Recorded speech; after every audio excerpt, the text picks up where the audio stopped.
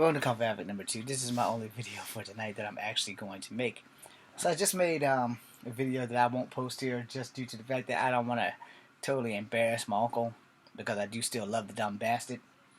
But he put me through the ringer. So let me tell you what happened.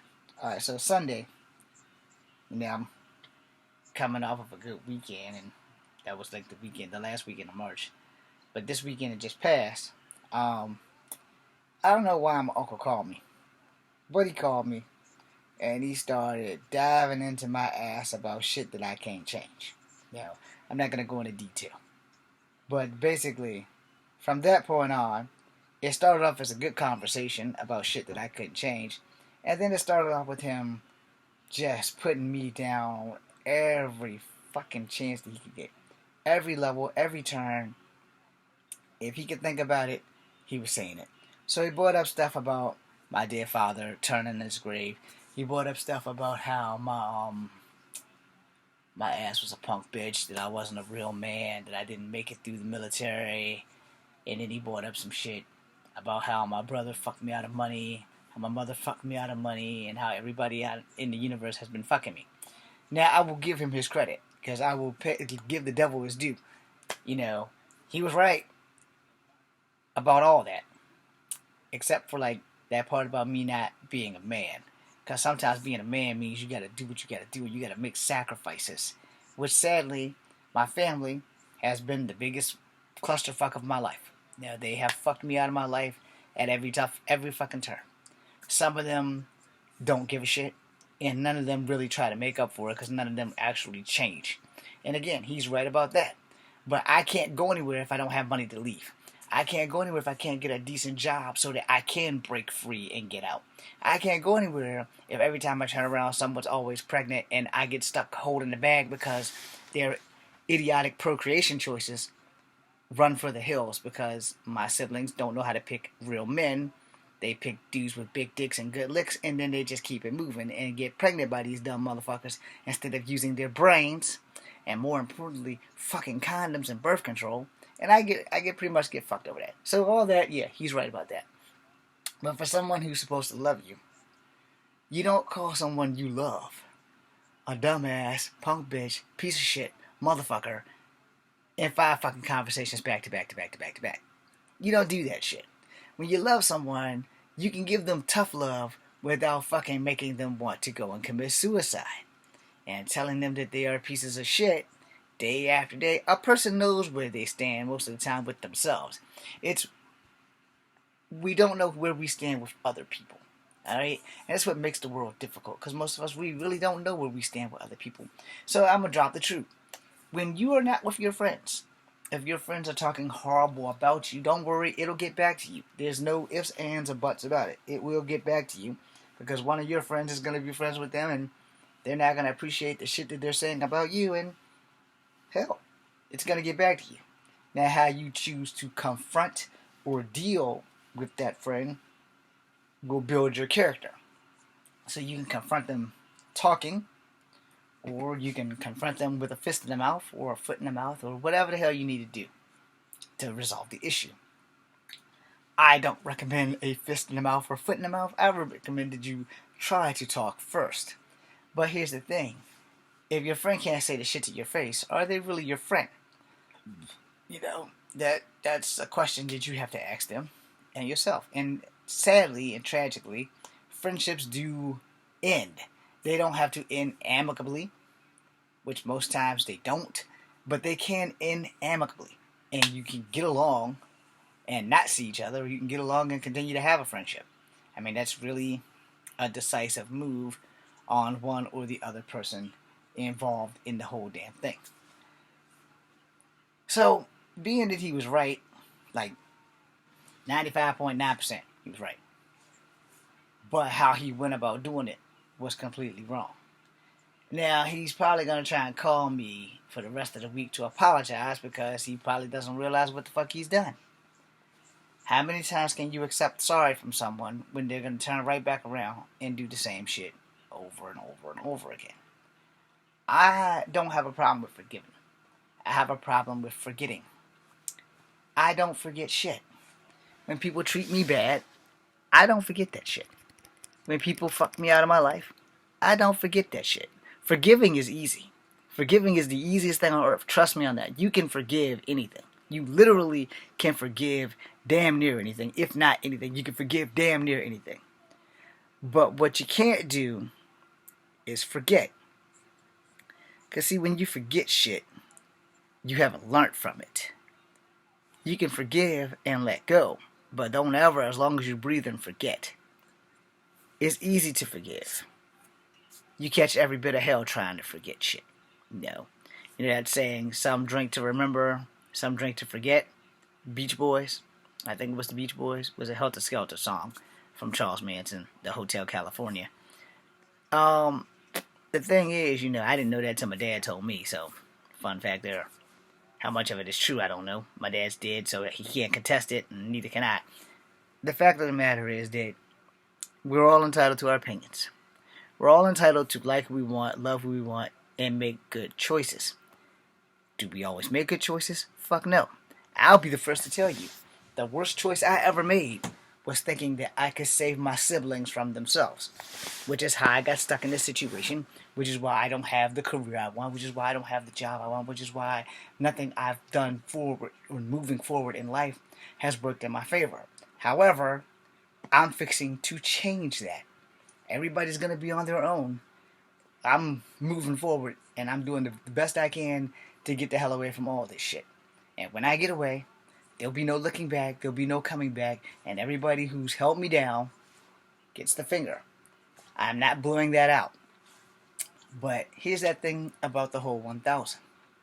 20% of the people that you know are your true friends.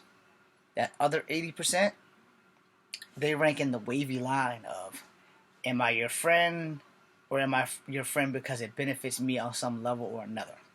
And that's just the straight up truth. You guys are looking at that panda's ass. Maybe I better turn him around because that's kind of bad, especially now that I just grabbed him by the asshole. Sometimes I feel like my stuffed animals are my only true friends. They don't diss me. They don't always behave either. Anyway, no. But they're always there. I got a ton over there. Yes, I am a straight man who likes stuffed animals. Deal with it. Anyway, before I end the video, we all have to face the truth sooner or later. And the truth of the matter is that, I own my part in this. Had I learned how to say no at a younger age, had I not tried to be the good son, had I not tried to please everyone, fuck no, I wouldn't be here. Fuck no, I would actually have proceeded with my dream of becoming a police officer. Had my siblings dated men that were respectable men and wanted something out of their lives instead of every thug they meet, they fucking get pregnant by and have babies with motherfuckers that don't want to do their fucking job. Had I said no, had I stopped trying to protect my siblings, had I stopped trying to be the good son, the older brother, had I stopped doing that, I wouldn't be here. That fault's on me. 1,000%. If I had learned how to say no, if I didn't have a sense of honor, and if I would have had more honor towards what helps me instead of what hurts me, I would not be here right now. No. I would have sat out on my own and done what I wanted to do in my life. Yeah, a lot of that's on me. But the part that isn't on me is how many times can my siblings make the same mistakes? How many times can they not honor up to that shit? How many times can they sit there and say, you know what? We really fucked our brother out of our lives. He should have never had to watch us as children. He should have never had to watch our kids. And we, as his siblings, need to get our shit together. We need to stop making him drop everything he's doing to come to the job that these dumbass men that we chose to have babies by, which we shouldn't have, but we chose to have babies by. We need to own our shit in his life getting fucked up and take care of that shit so that he doesn't have to do it. So that if an audition comes to town, he can go to his audition. If someone gives him a call from a TV show and will say, we really want you, we watched your videos, and we like how you really keep things, we want to give you a shot. Until everyone gets their part straight and do their part, I've been screwed. I'm going to school. I'm going to school for police science and criminal justice. And I will be honest, I've said this 10,000 times, and I'll say it 10,000 times more. Fuck no, I don't want to do that. I don't want to do that, but I need a job. The promise of Hollywood East was a bull-faced lie with the studio in Petersburg. Let's keep it real. They don't make kung fu movies. They don't give people of color jobs, because that's why I'm doing this right now instead of making kung fu movies. That studio came here with the promise of Hollywood East. No dice. They made a couple of movies about fucking Thomas Jefferson and shit. But they wouldn't give me a job. They claimed they didn't make kung fu movies, but yet they did The Expendables, all three of them, which had martial artists in them. But yet the unknown, the relatively unknown at 27, could have done something. No, we're not going to give you a job. Go make a movie. I did that. They never sent it back. We don't do kung fu movies is what they said. I wanted to get into the UFC back in 1997. They didn't have my weight class until 2012. 2011 or some shit like that, because I'm in the super flyweight division. I weigh like between 120 and 125. They have a 115 to 120. At the time, I won't weigh in but a $121, and they didn't have it. And this is when the internet was just starting to get its grapple. You know, when people started, viral didn't exist, but people started going, and the UFC, Rec, Pride, none of them had a 125-pound weight class. I've Googled it. I've looked it up. None of them had that. Their lowest weight was 130, 135, 140. They didn't go any lower than that, which is why none of you know who I am. On the blessing of that is, I don't have cauliflower ear. Truth of the matter is, kung fu is all I got. It is all I have. Period. At the end of the day, it is the one thing that has never cussed me out and has never let me down. And granted, I haven't been able to do martial arts in the last 4 years. And I just recently started about 11 months ago. So when the doctors and the physicians gave me permission to start jogging, I skipped over jogging and started working on martial arts. I jumped right over that and said, fuck it. Because I'd rather die doing kung fu than live a long life and not be happy. Which brings to why I'm closing the video. I can be happy and be poor. As long as I'm making kung fu movies or any kind of movies, I can be poor. I'm not trying to get into this business to be rich.